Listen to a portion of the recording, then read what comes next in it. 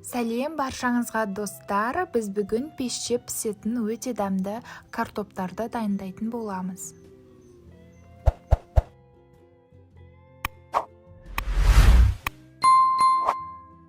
Бізге ең әуелі жуып тазартылған картоптар, содан соң сұйық май және де орегано, куркума керек болады.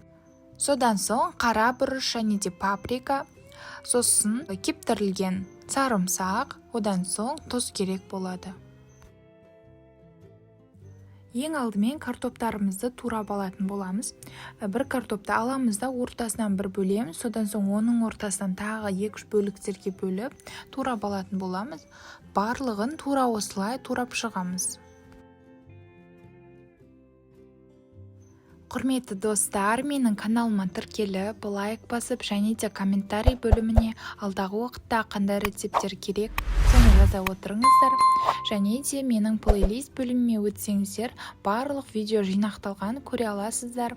Сіздерге қандай рецепт керек, соның барлығын сіздерге жинақтап қойғанмын.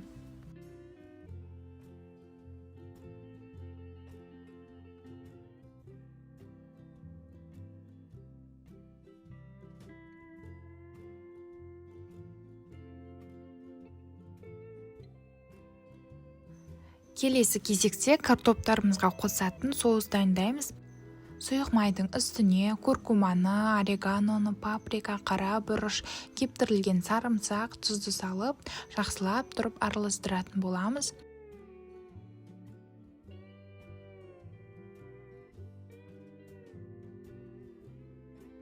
Біздің соустың түрі өте табиғи ашатындай болып тұр десек те болады. Енді бұл соусымызды картоптарымыздың үстіне салып, жақсылап тұрып картоптарымызды араластырып алатын боламыз.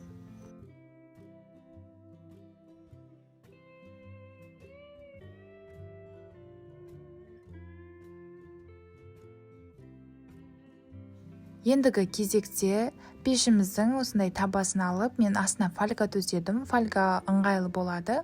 Содан соң картоптарымыздың барлығын осылай жеке-жеке тізіп қойып шығатын боламыз. Қызып тұрған пеште 180 градуста 45 минуттай пісіріп аламыз. Егер де сіздердің картоптарыңыз қытырлақ болғанын қаласаңыздар, картопты жартылай суда пісіріп алу керек. Содан соң жартылай суда піскен картоптарға соусымызды жағып, содан соң духовкаға пісіріп алсақ болады.